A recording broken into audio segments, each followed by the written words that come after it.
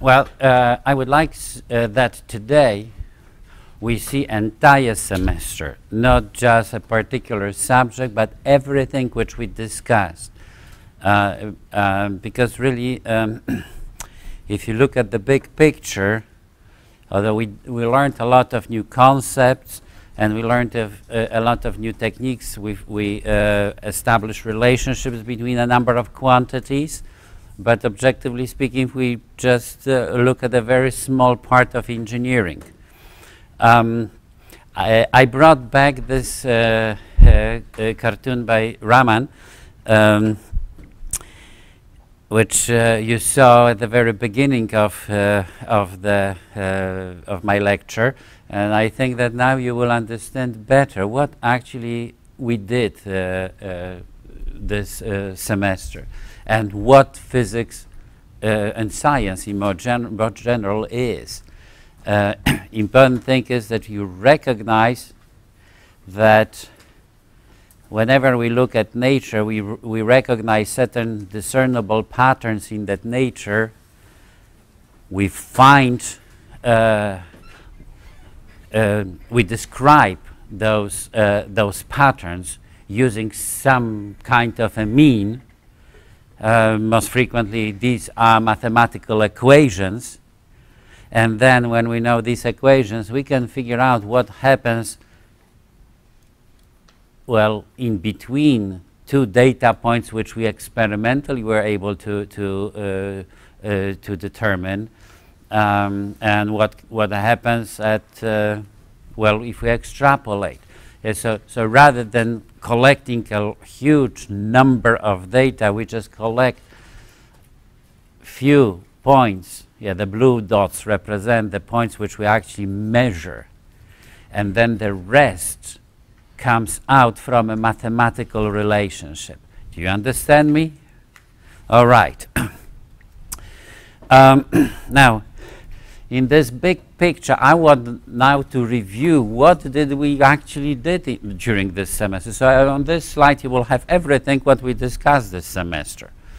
And we discussed what objects do, right?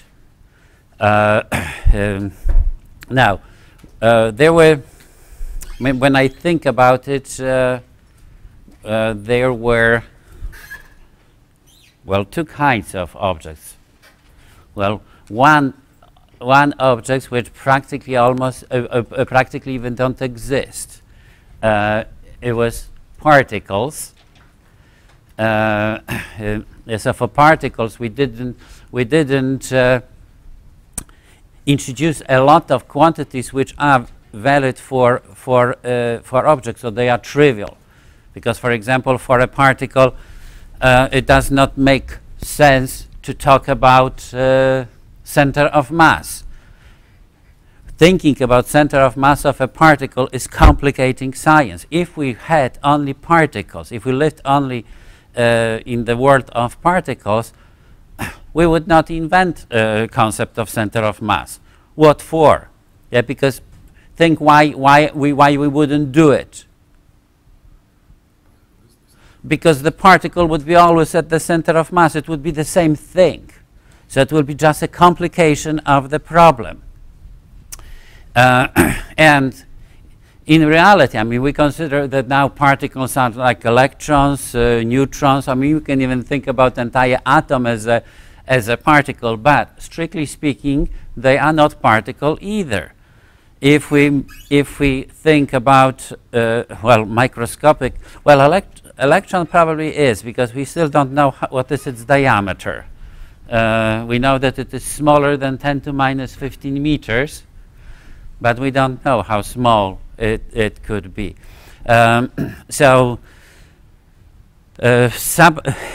We still consider objects which are subatomic to be particles. But however, we can think about even about atoms, that they are particles, although you can recognize from your general view of an atom that they are not. And if you if you actually don't care, because what makes a difference between a particle and an object? Do you think? Can you think about it? What actually makes it different? Correct. Particle does not have orientation. You cannot turn a particle. Object has front, back, left-hand side, right-hand side. Particle does not. Particle cannot rotate. And strictly speaking, it is an artificial object. We just imagine it and approximate the particles which we use in physics by these ideal particles.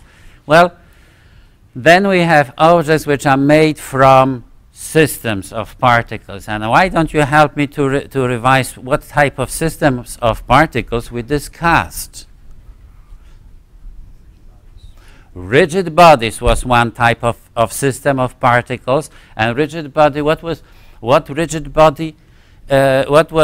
the difference between rigid body and any other system of particles? Can we, well, let's say, can we find some other system of particles for which we discussed? We discussed that. And non-rigid bodies, yeah, bodies which are not rigid.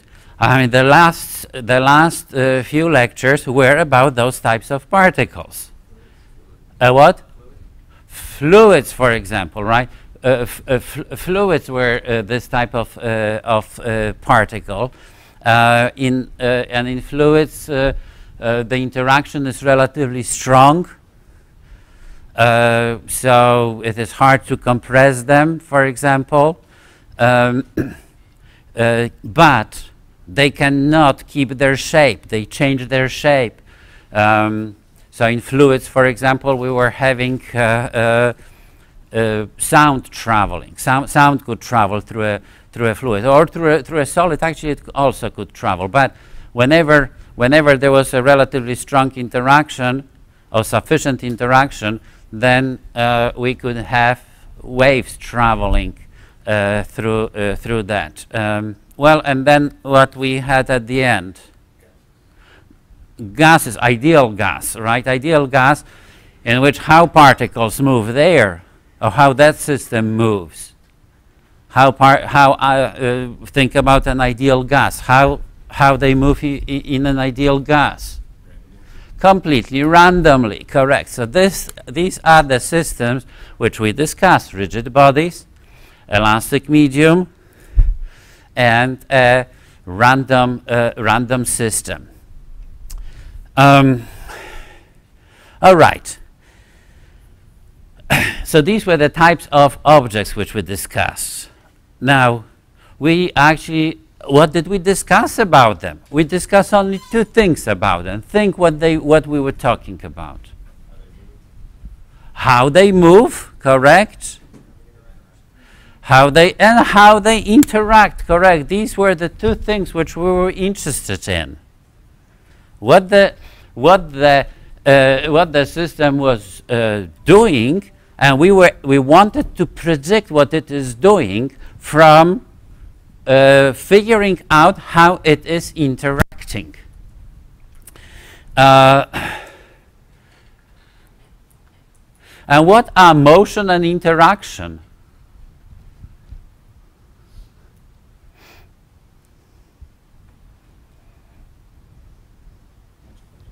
What are motion and interaction?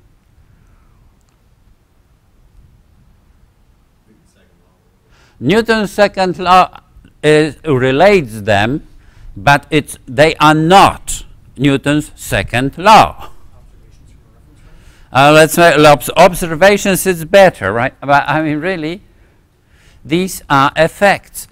Effects are things which happen, right? So, and this is entire physics.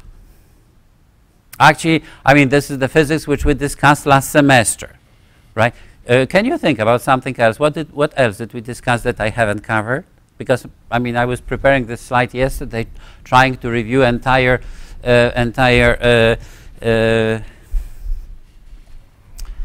semester and maybe I missed something.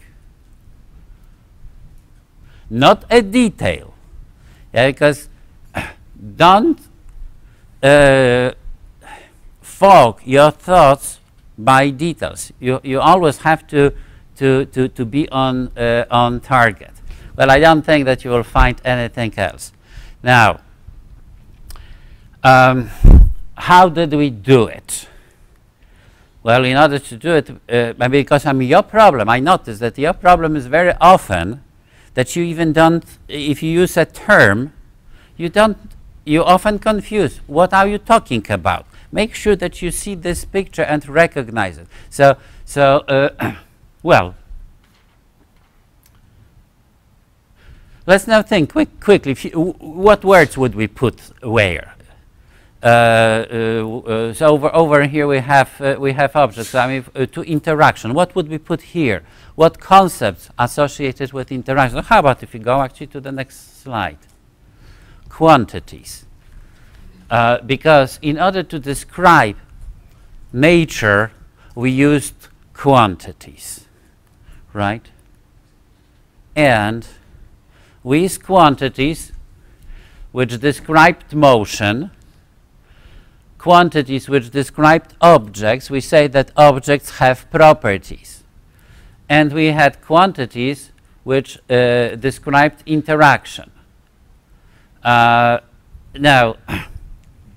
I want to spend a little bit of time now reviewing those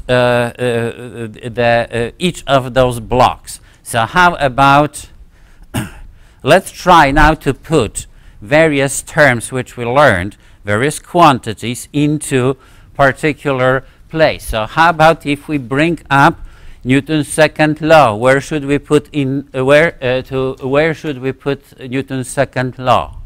Because this was already quoted here, so I thought that maybe we should bring it up. Where? Which one? All three? No. No. Yes. Think into which block we should put Newton's second. Is it a quantity describing motion? Is it a quantity describing property? Or is it a quantity describing interaction? No. What did you say, Emily? I said, is it a quantity at all? It isn't a quantity at all. It shouldn't be placed anywhere. It should be placed in a relation between the quantities. Very often, I notice that we often confuse what is a quantity and what is a relation and what is an effect. And when you think about a word in a very imprecise way, then it is easy to confuse. All right. So how about what quantity? Let's now review all quantities which we discuss, which describe motion. Emily, can you bring up a term which is used to describe motion?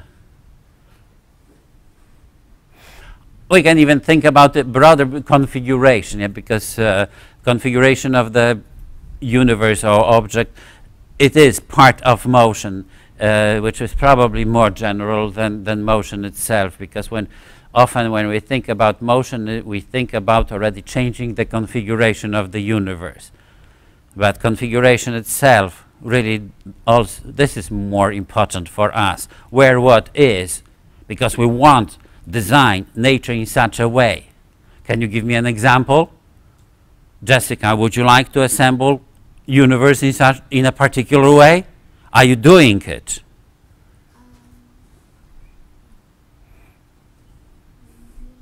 How? Did you do it today? A moment ago? Well, whoever wrote anything on your piece of paper, you just made it. You left a trace on the paper. You configured universe in a particular way. Not entire, obviously, just the page. You had to move your pen, right? Okay, what quantities do we use to describe what pen is doing? Not what made it to do it, Because what made it to do it would be where? In the interactions, correct.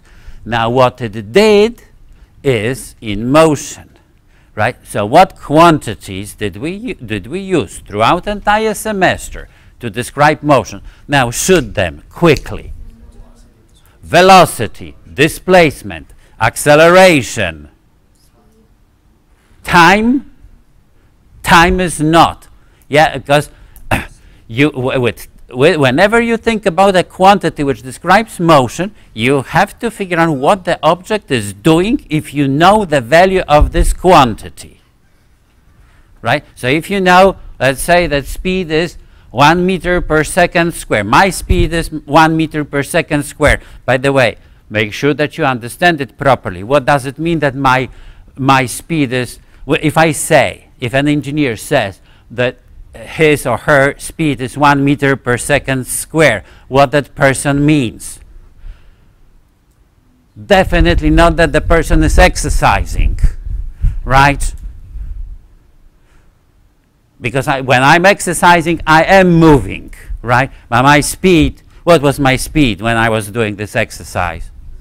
0. Why? How did you come up with a 0? Yeah, because automatically you thought about a particular speed, not a speed of center of mass, correct? So whenever you say, as an engineer, speed of an object or velocity of an object or position of an object, you have to associate that with center of mass. And you have to remember that. It is, I mean, as long as you are not comfortable with it, always think speed of center of mass, position of center of mass, velocity of center of mass, acceleration of center of mass. When you really get comfortable, start using jargon.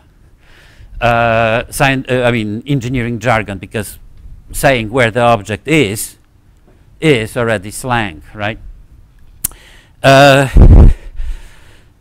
Okay, well, how about more complicated? Yeah, because so far, all the quantities which you quoted referred to what type of motion of an object. Now recall that an object is not necessarily a particle. And so far, all the quantities which we recalled referred to the center of mass, which means that what part of object's motion. Start thinking about objects. What do we call this type of motion? Associated with an object. Translational. So we covered so far only translational motion. Okay, now how about other types of motion? For those other types of motion, what quantities do we have to describe them? Angular velocity, for example. All right, what else? Angular acceleration, everything what has angular. Okay, now that thing covers a certain class of motions for a particular type of objects. What objects? Rigid objects, correct. For rigid objects, we have concept of angular velocity. Now, so how about if I think about the sun? It's not rigid. Or if it's some kind of blob, which is not rigid either. What kind of quantities do we have to describe, let's say, rotational motion of this object? Like an egg, for example. For an egg, you can turn the egg, right? And actually turning the egg from how it turns, you can figure out if it is boiled or not. Yeah, if you grab a raw egg and twist it, if as soon as you release it, slows down. Now, if it is hard-boiled egg and you turn it, it will continue turning. Well, before we go into why it doesn't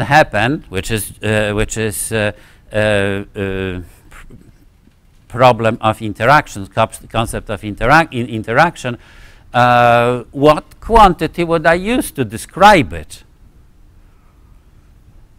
Think about, for example, this test problem with two astronauts. Two astronauts were not making a rigid body, right? But we were able to predict how they are moving, and we describe how they are moving using a quantity. And in fact, they even didn't change that quantity when they pulled each other closer to each to center of mass, for example, is that quantity, right? No, no. Center of gravity is no. No. No. Angular momentum. Now, which angular momentum to? Yeah, because now, did a single astronaut had angular momentum? Yes, no. Okay, which one? Let's say, if I walk now, do I have angular momentum now? Who says yes? Aha. Actually, 0 is a value too. So in principle, but I mean, really, I meant, do I have 0 or non-zero angular momentum? And indeed, no matter how I move, even if I move with a constant velocity, I have along a straight line, and I don't turn around my axis, I have angular momentum because I did not specify what angular momentum I'm talking about, right? And whenever we talk about angular momentum, we have to recall one important thing, which is about what, correct? About what? So where is the reference point for angular momentum? So if I consider angular momentum about the axis, my axis of symmetry, then my angular momentum happens to be 0. But if I consider angular momentum about the camera, for example, right now my angular momentum is up, and now my angular momentum is down. Right, so each astronaut had angular momentum. Now how about the entire system? It also had angular momentum, but it is not called angular momentum anymore. What is it called? Total angular momentum. All right. Now, how about motion of the? May I borrow that? What do you have there? Coffee. There is a coffee over here in this. Now, what quantity do we use to say how the coffee is moving now?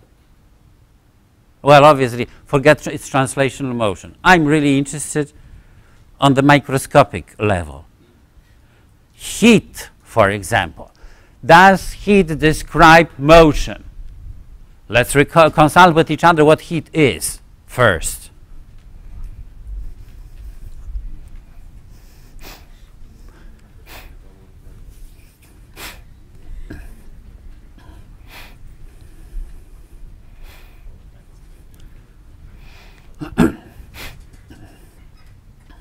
Actually, word heat is very confusing. I mean, so everybody falls into this trap, including me. Yeah, because we say that heat is transferred. And I tell you, I mean, we will have to ask a linguist why heat is transferred. Because to me, it makes more sense that heat was done, like work. Because how heat is transferred from what and to what?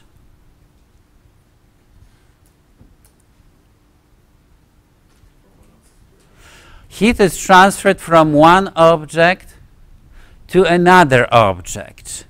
Now, and what happened What happened with that heat when it is delivered to the object?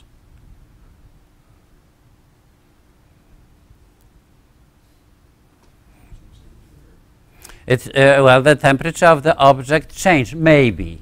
Yeah, because, for example, in an isothermal process, we deliver heat and temperature doesn't change. When we melt ice cubes, we deliver heat, but the temperature doesn't change. But something else is changing in that ice cube or in the gas undergoing isothermal process. What? Internal energy is changing, right? And so now, does internal energy increase and the object gains heat simultaneously, or how does it work? Yeah, we deliver heat. Well, amount of heat depends on the process, correct? But no matter what process we use, when we deliver heat into the object, the effect is change in internal energy of that object. If we are heated up, we don't keep heat in our pockets. We keep internal energy there. Heat really is just a process of transferring it. Transferring energy from one system to another system. That process is referred to as heating. This is when heat is delivered. Now, in order to deliver heat, we need a source of heat. Now, source of heat doesn't have that heat. What does it have? Internal energy, correct. It uses this internal energy, produce something which we refer as heat, and heat only exists between the two objects when it is being transferred. So heat is like work. You think about if work is done on an object, how that work, is that work stored in that object? No, what happens with that work? It is converted into energy of that object. Heat is work done on a microscopic scale. So when we perform, yes, so this is, and I'm sorry, I did not invent language, any language, because in my language, in Polish language, it is also confusing. Right. So it is that one object uses its internal energy to deliver heat to another object, and when that second object gets it, that heat disappears, that it is converted into internal energy of that object. All right. Now, we got to the heat because we thought that heat is a description of motion. Yes. So, how does heat describe motion?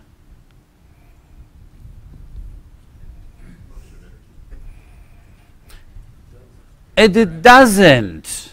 Heat does not describe motion. What does it describe? Interaction, correct. Whenever you have two objects or two systems, and one system is doing something on another system, the quantity describing it is describing interaction. All right. How about if we go now to interactions, and let's review quantities which we use for interactions. How about in the order which we learned them? The first quantity which described interaction was force, correct. What was the second quantity? And by the way, which force affects? Because the reason that we learned about interaction is that from interactions, if we look at the configuration of the universe, we can figure out how an object interacts with another, with the rest of the universe, and from that we can predict how it is going to move, because motion is affected only by what others do. You cannot move if you did not interact with other objects. Think about it. You would never leave this room if you did not ask the rest of the universe to take you out from this room. Do you see it? Mark, would you be able to get out if you didn't ask other objects? Which objects are you going to ask to let you get out from this room? Gravity, for example. However, there is a problem. What color is gravity? The Earth, correct. You will ask the Earth, right? How Mark is going to ask Earth to take him out from this room? Mark will push Earth, right? If he pushes it down, Earth will push him up. He will get up from the chair. And then what? Then he will use friction, not ask friction. He will use friction to push Earth in the direction opposite to the direction he wants to move, right? So if I want to move that way, I'll push the Earth that way, and because of this, I'm giving a signal to the Earth, push me that way, right? All right, so force described interaction.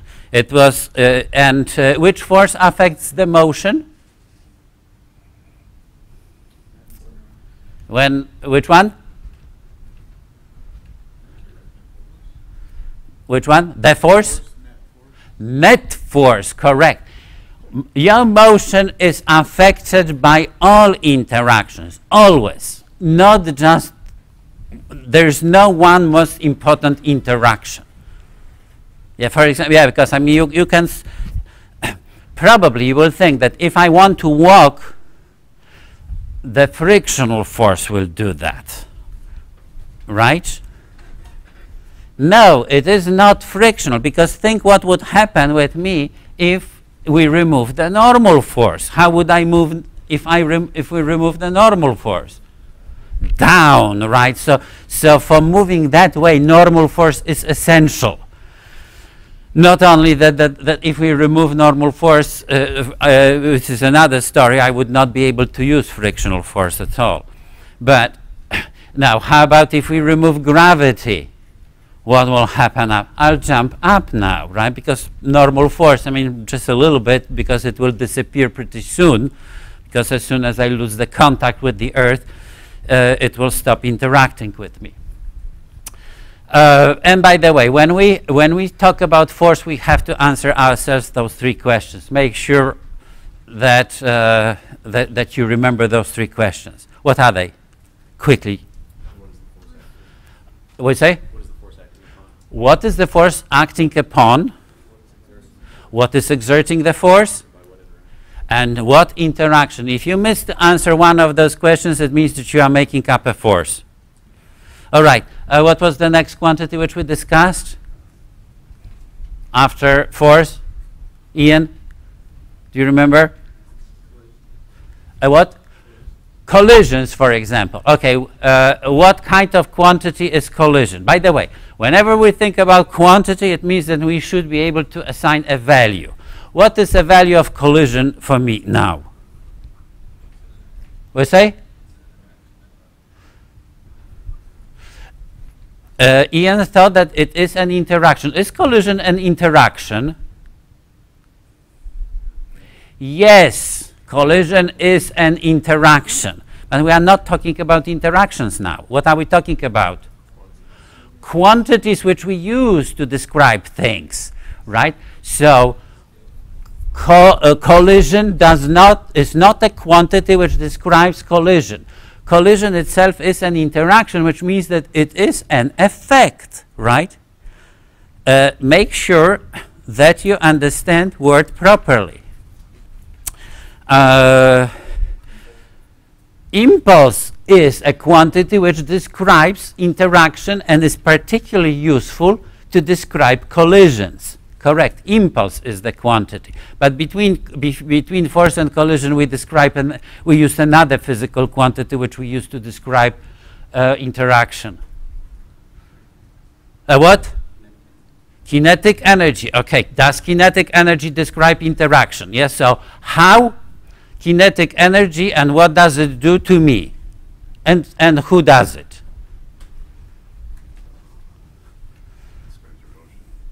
Kinetic energy describes my motion. Yeah, I cannot say that well, actually maybe I could think. I could make a phrase, yeah, that floor, for example, provides me with kinetic energy. But it does it because it performs work.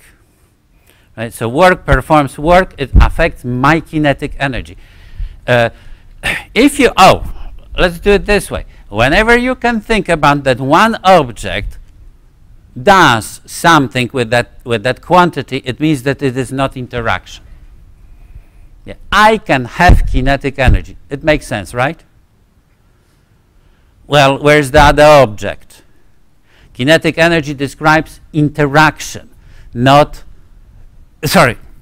motion, not interaction. All right, yeah, but indeed there is a certain physical, Mark was on the right track because he recalled that there is interaction and motion related, and motion was kinetic energy at the time. What was the quantity which we used to describe interaction? Work, correct. In case of work, and particularly if we think about objects, we have to answer ourselves how many questions? 3 was for the force. 5, correct. 5 questions. The same 3 questions as for the force. So what performs work on what? Due to what interaction? Now what are the remaining 2? I have forgotten. What do you mean, what kind of work? Yeah, Mark suggests that what kind of what we say? How to calculate that work. Correct. Yeah, because I mean, I have my yo-yo here. And make sure you know it on the test. There will be a question about it. Yeah, so how much work, I mean, consider this system. Yo-yo and string, this is an object. How much work did I perform on the yo-yo? I mean, on that system, on yo-yo and string. How much work? Consult with each other now. So positive, negative for 0. Who votes, let's say, who votes for 0? I performed 0 work. Who thinks that I performed positive work? Who thinks that I performed negative work?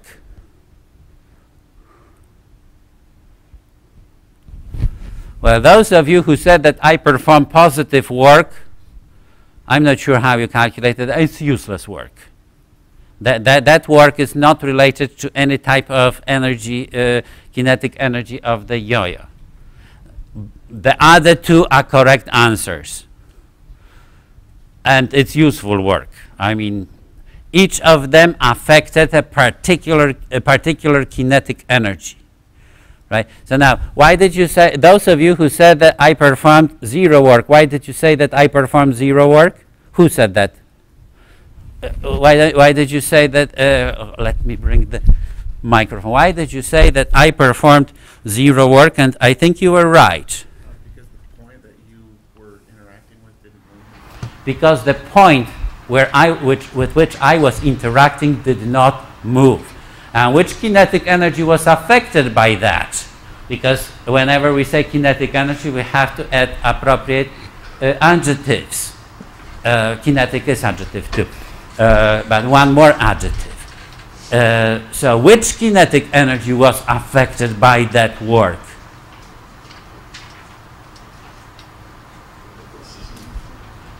Kinetic energy of the system, but which one? I think you are on the right track. No! The other one. Total kinetic energy was affected by this work. So my work was 0 if we calculate change in the total kinetic energy of the yo-yo. Now that yo-yo had total kinetic energy. What did we mean by total kinetic energy? How come that it had total kinetic energy? Particularly for rigid body, we can associate it with the other two. What are the two I'm talking about? Translational and rotational. Correct. Translational is associated with the motion of the center of mass. And which rotational kinetic energy we should consider? Rotational kinetic energy about the center of mass. Correct. So the total kinetic energy of the yo-yo, I was not performing work which affected simultaneously translational and kinetic and rotational kinetic energy of yo-yo. However, I performed negative work, and you for what? For which energy? Which affected which energy? Which one? Translational kinetic energy. Correct. Yes, and now forget about the fact that I'm forgetting about the fact that yo-yo is turning.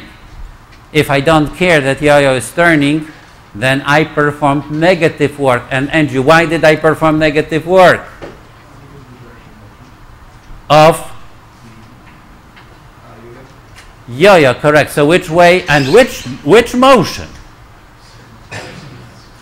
Of the center of mass, correct. So if I multiply now this force which I apply by the displacement of the objects, which we refer to center of mass, well, force was up, displacement was down, so that work is negative, right? So I performed negative work on the yo-yo, and that affected translational kinetic energy of the yo-yo.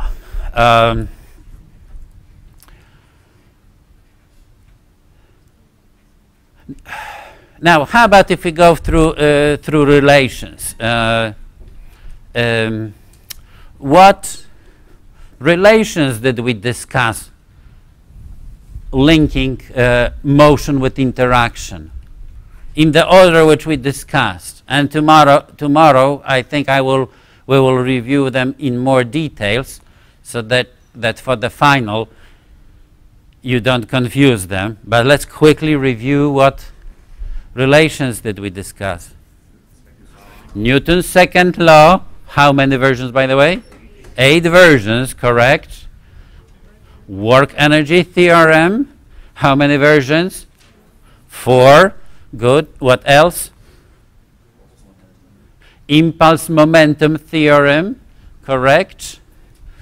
What else? Torque was already covered. Torque, by the way, yeah, because JD brought up torque. What did he mean? Newton's second law, correct, that torque, however, torque is not a relation. It is not an interaction. Torque is not an interaction. A quantity, correct, what quantity? Describing what? No. If a suggestion was that torque is a quantity which describes motion, rotation, right? Motion. Well, if it is torque, torque is a quantity which describes interaction. Now, I know, because all that vocabulary is really new, and we can get confused. Yeah, because as an example, I brought here something.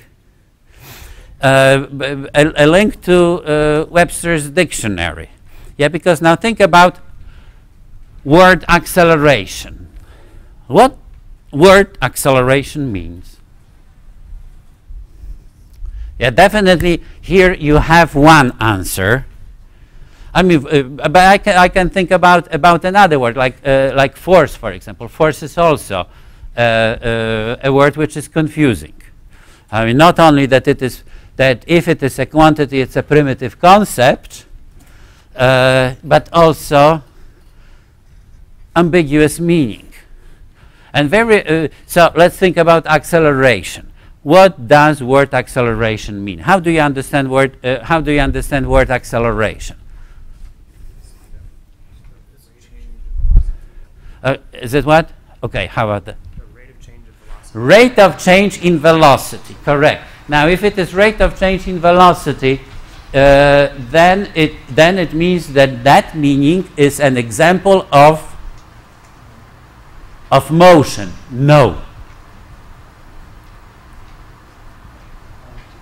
A quantity describing motion, correct.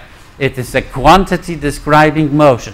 But is it really the only thing which comes to your mind when you think about word acceleration? Now, how about if I bring up this link, and see what that how Webster's dictionary explains word acceleration. And here is actually a problem also with languages. It's not my fault.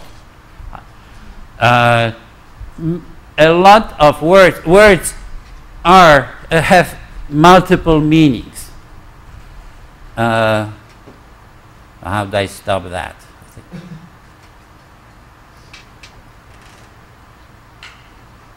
Anyway, here you have, read those two.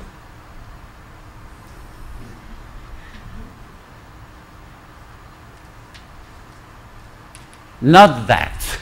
Read the definition.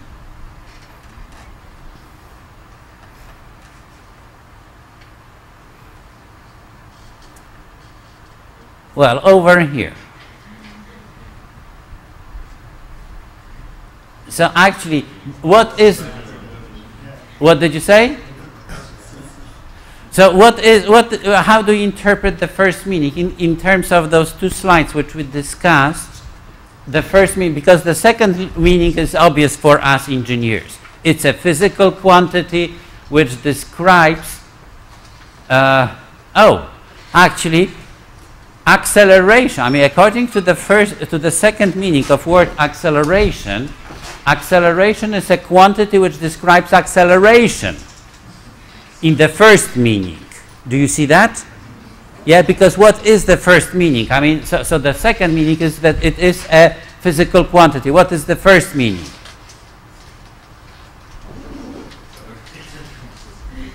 It's what? How did you read that? No. It doesn't say acceleration is acceleration. Is it an object? Is it a type of motion? Is it a quantity? Is it an effect? What is it? It's what? An effect, correct. It's written here. No, it's written an act or process. Yeah, a process in which the rate at which configuration is changing is referred to as acceleration. Do you see that? Now think about word force.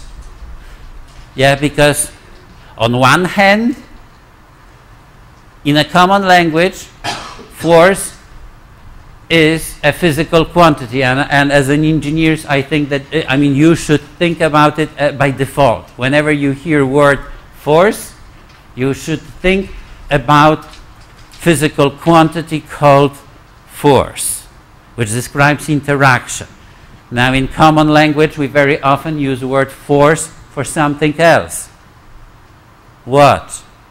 Instead of saying, actually, a more unambiguous phrase, we say force.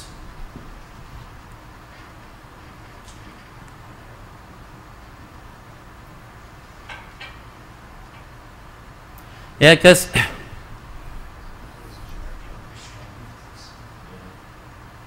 an influence, correct.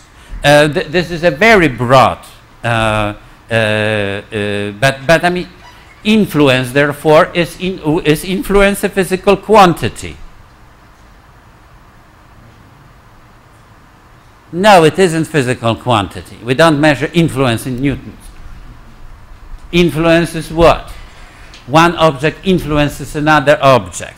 And actually, we can even think about that force You can exert a mental force, right? You can, if you mentally put a person under stress. If I start to shout at Emily, I will be forcing her to do something, right?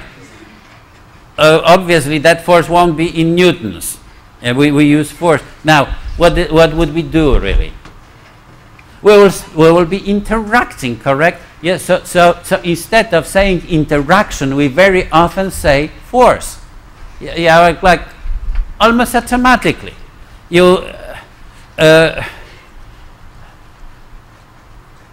Yeah, because very often if I ask what interacts with me, you will list forces exerted on me. So there is a force between me and Earth, and actually, when I use force in this phrase, force meant really that there is an interaction between me and the Earth. Very often we use word force for interaction. Now, with a lot of, I mean, sometimes we can have more than one quantity which has the same word, which is described by the same word. Like, for example, total momentum. How, as an engineer, how would you interpret word total momentum? And don't tell me the definition that it's the sum. Think how ambiguous is the phrase. What can you mean by total momentum? And indeed, in the class, I was avoided that second meaning of word, of phrase, total momentum. I use total momentum as the sum of the, I mean, a momentum, total momentum vector. This is what I meant by total momentum. But note that in common language, you can give a numerical answer, just single number for total momentum. No, not speed. I mean, momentum, velocity and speed, I think, is the only physical quantity which makes a distinction. But because the others don't, we still confuse velocity with speed.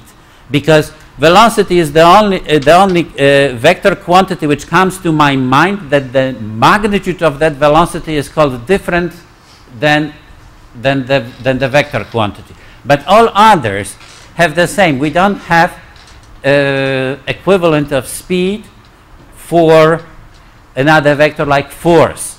Yeah. What do we refer to magnitude of force? How do we say magnitude of force? If we are in a hurry, if an engineer talks to another engineer, they will not obviously say magnitude of a force. They will say force, right?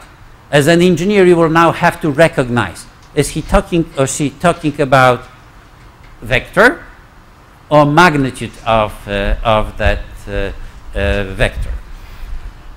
All right. So tomorrow I will go to details and of all quantities to make sure that for the final you don't confuse those. I mean, the ambiguities don't lead to errors. I mean, I still bet that a lot of you will confuse it on the final. Thank you very much, and see you tomorrow.